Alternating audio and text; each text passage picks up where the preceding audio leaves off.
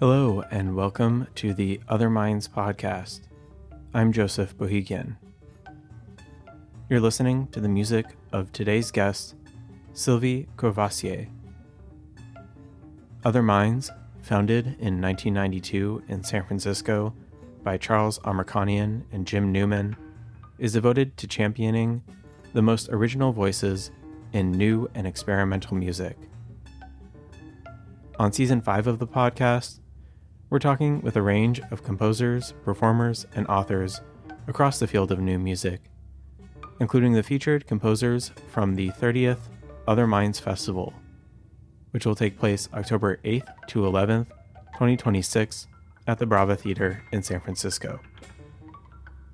Pianist-composer Sylvie Courvoisier is a Brooklyn-based native of Switzerland and winner of the Swiss Grand Prix and the American Academy of Arts and Letters Music Award.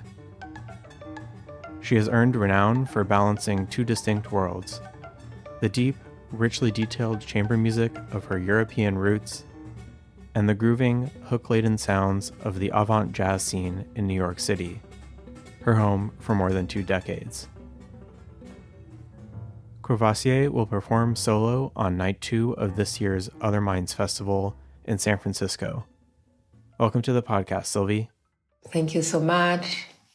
I read in another interview you did that as a child you would turn on the radio and imitate whatever you heard, essentially improvising with the radio broadcasts. What was it that drew you to that kind of playful music making when you were young? It was like a game, some kids play with dolls, some play with cars, and I like to play with sounds, but not really to play scales. I was more interested of recreating what I was hearing. And at the radio, we had all this story I used to listen, and where you hear the car going behind, and after there is an accident, and after a little bit of music, and I was always trying to play, listening to the story and playing inside the piano, trying to imitate the sound. And after, when I was hearing even a classical music, I was trying to improvise on the piano, trying to figure out the notes, trying to figure out inside the piano how to make bending notes, it was a game. And I know that your father was an amateur jazz pianist. Was this kind of playing with the radio something that was encouraged? No. He was working, he had a day job, and I was doing that on Wednesday afternoon. Because Wednesday afternoon, there was nobody in the house. And school I could come to after school pretty fast. My brother were not there. And that was I know where the key of the piano is. I know where, and I put the radio blasting, and I was, playing inside the piano. But I was probably 6, 7, 8, 9, until 10, because after I went to college and for a school for kids, they call that for smart kids. So basically we call that college, and you have an exam when you are 10, and after I had to go to town, so I had to do like 1 hour with a bus, and I couldn't come back home for lunch, and we didn't have the Wednesday afternoon free the way you used to have until you are 10. Let's listen to an excerpt of La Descente des Alpares for Julian Sartorius from Sylvie Courvoisier's To Be Otherwise.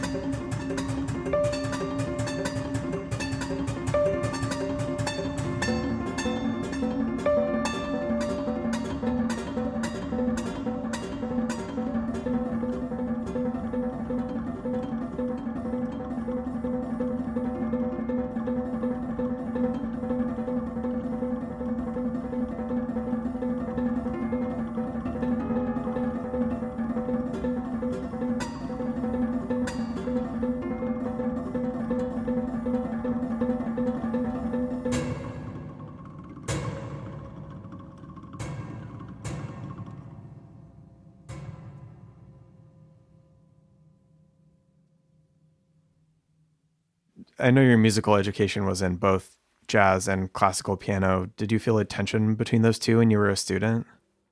I never really studied jazz, like the way you go now in this jazz school and you do a master and you do. I just studied jazz. I did jazz camp in the summer, like when I was 16, 17, and 18. I did a summer camp in Siena in Italy, and I learned Italian to them. And that used to be 1 month where you're immersed with great musicians from, at the time it was only Italian musicians. Now it still exists, these camps, and for musicians from all over the world. A lot of Americans are teaching there, a lot of my friends. And I did also an evening school of jazz from between 16 and 18, but it wasn't like a fancy school. It was they call that a conservatory of jazz, but you don't get a master, you get a diploma, but it wasn't a big thing. But the bigger, heavier schooling was much more in the classical conservatory. I did that from 18 to 23. And when I was a kid, my father showed me some jazz, the rudimentary of jazz. And a friend of my dad was a bebop guy and a bit more modern than my dad. And I used to take a private lesson with him once a week for between probably age 12 till 18. So he was opening and I had the classical teacher, so I was doing that both. But for me, it was always the same. I didn't differentiate. It's only when you needed to go to a professional school, which I did when I was 18, a professional musical school, there was no option to do. I wanted to play more jazz, but there was no option. In Switzerland, there was only a jazz school in Bern, in the German-speaking part of Switzerland, and it was only bebop. And I knew at the time I didn't want to study bebop the way they were teaching then. And also I went to look at the school, and there was not one woman. It was only guys. The teachers were all guys, the students were all guys. And I said, I'm not going to go there. Take the train for 1.5 hours, go every day there. And so I decided to go to the classical conservatory. And what kind of repertoire were you playing at the classical conservatory? Were you doing a lot of contemporary music? No. They weren't so much into contemporary music. I did much more like the repertoire. Rachmaninoff. I had a Russian pianist Popov, my teacher. All the Russian repertoire. I was never into that so much. But I like the piano. I like the sound. And I like to make big sound and to have all the dynamics. And I always loved piano. And I always liked writing music too. So I always wrote my songs and my music. When I was at the conservatory studying classical, I had my own jazz band called the Quintetto. I did my first CD already in 94. I was still very young. And it was all guys I met at Siena Jazz when I was 16, 17. And I wrote the songs for them, and this CD is called Sauvagerie Courtoise. It's not good, but I wrote my own songs for them. I did arrangement, but we were kids. Yeah, in your own compositions, given your classical background, are you working with detailed scores or? Yeah, very detailed. Even for myself or for my bandmate now, it's very detailed. So less detail is for my piano trio with Kenny and Joe. I don't write all the dynamic and all the attacks, but still the score are much more looking like a contemporary classical scores than a jazz tune.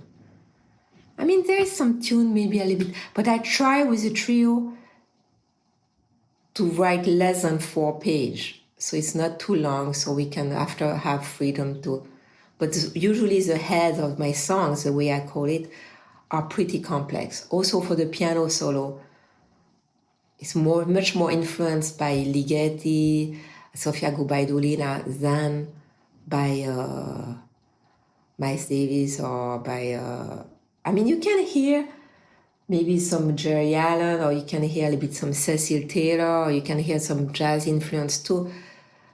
Even Monk, I mean, there is one or two songs maybe where are flagrants of it, but it's closer for me to classical contemporary music than jazz. Let's listen to an excerpt of Soliloquizing for Wadada Leo Smith from Sylvie Courvoisier's To Be Otherwise.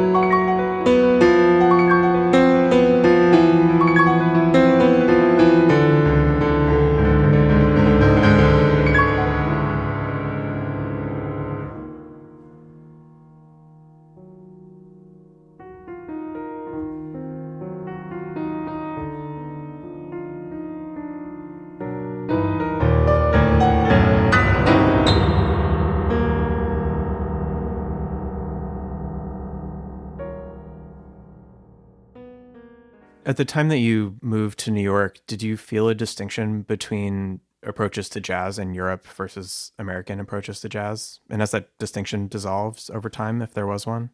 I think the distinction dissolve over time for sure.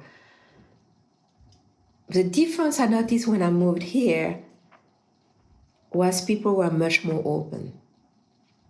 Also, being a woman, to be here in the jazz world, I was totally accepted much more than in Switzerland or in Europe. I thought people, there was much more a mix of, it's New York City. I mean, it's people from all over the world here. It's not, there is really a mix of people and also style, a lot of style. So, like if you do an improv gig, I could hear some guy much more influenced from the rock and some guys from the jazz and some from, everything was allowed.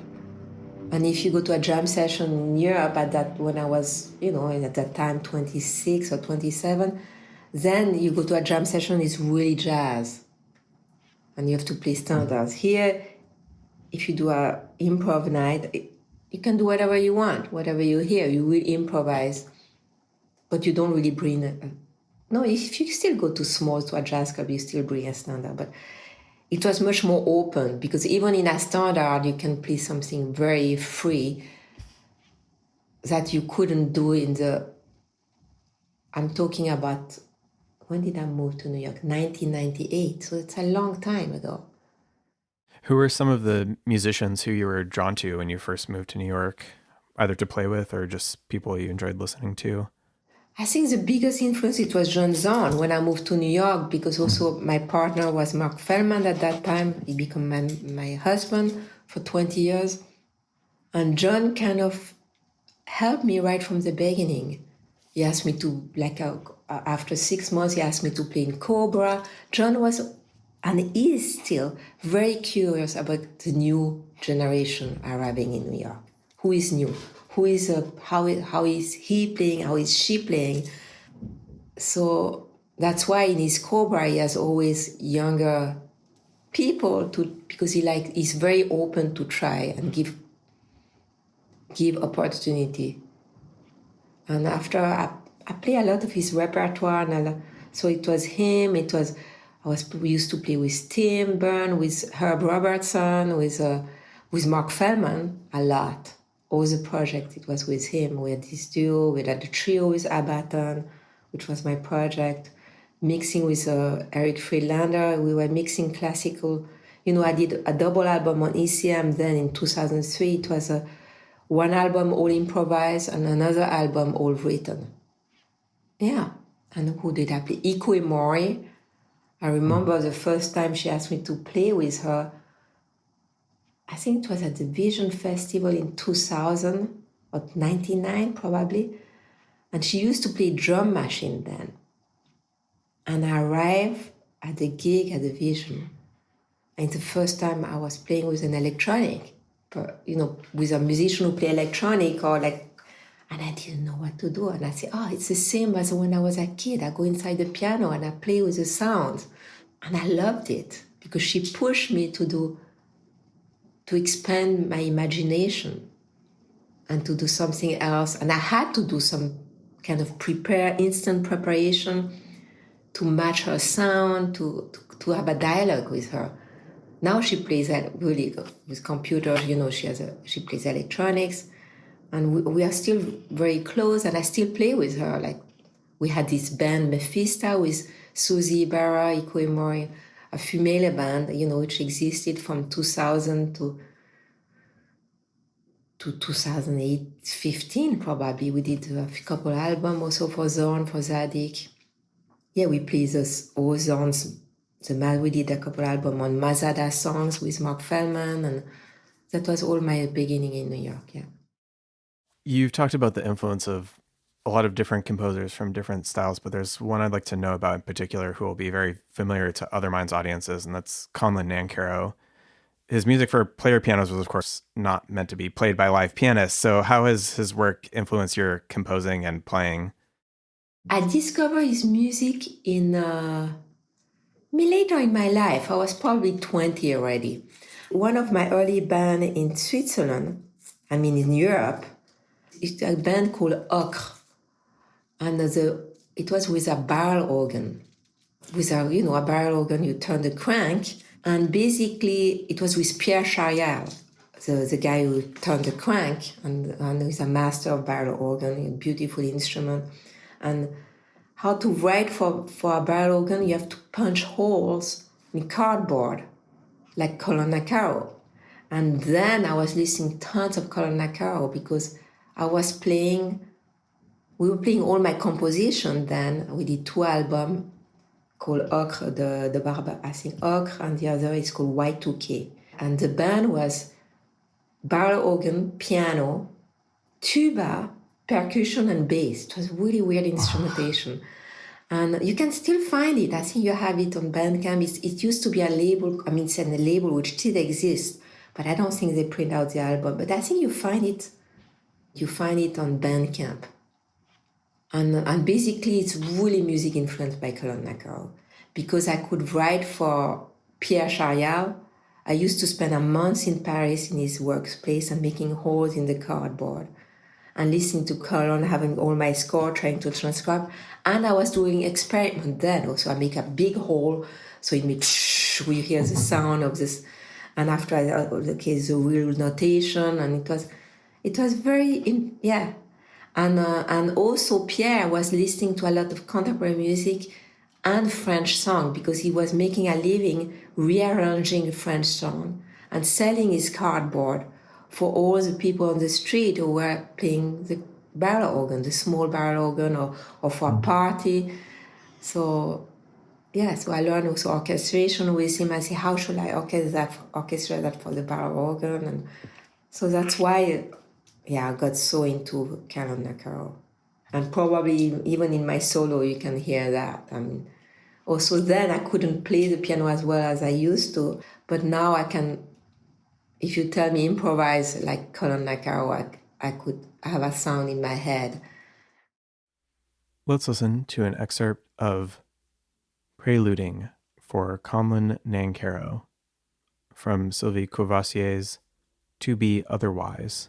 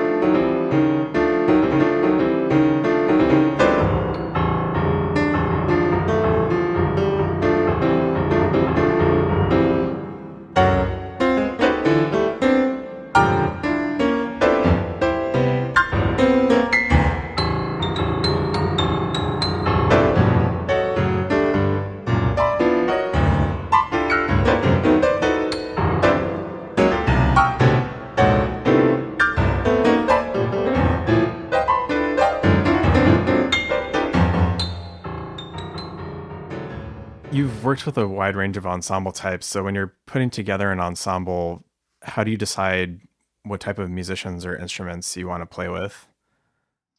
I realized, in my whole life, I didn't really hire so much horns player in my music, saxophone. So I like percussion instrument. I like vibraphone, guitar, or strings instrument. All the strings I used to play. I do like trumpet. Why? I have no idea. Probably because one of my brother used to play trumpet and I used to go to his class. But there is something very emotional for me about trumpet. Well, with the percussion and the guitar, they're sort of extensions of the piano as well, right? Because the piano is a percussion instrument with strings. And I did an album with Corey Smythe, who also live near you guys, who's a great pianist. And he's great improviser, great classical pianist.